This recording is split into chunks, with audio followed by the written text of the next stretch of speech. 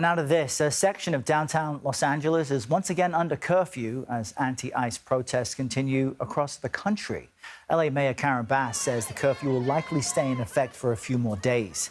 Now, this comes as an appeals court ruled 4,000 National Guard troops can stay on the ground in the city, but for now. CBS News national correspondent Carter Evans joins us from Los Angeles with more on all of that. Carter, help us understand this ruling about whether or not the National Guard can continue to be there and the kind of mood of protest that you've seen over the week. Right. It was courtroom whiplash, if you will. First, a judge basically said that, yes, they had to give back control to California for the National Guard. And, Governor Newsom celebrated a win.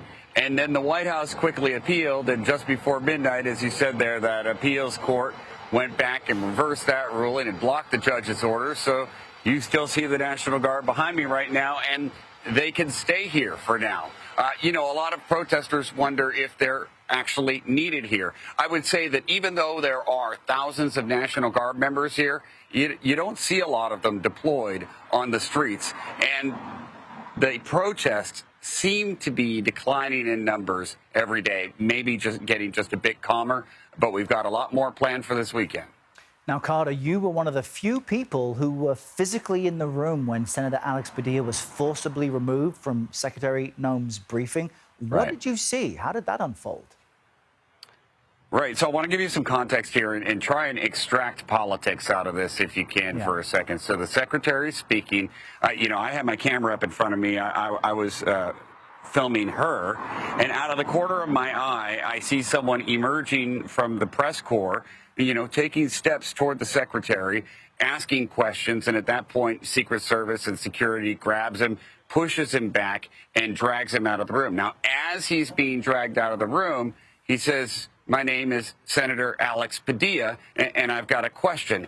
He only said that after he was being dragged out of the room. He didn't say that as he was approaching the secretary, and he was wearing plain clothes. He wasn't wearing his Senate security pin. The secretary said she didn't recognize him, and they said that she did say that she had a talk with him afterwards.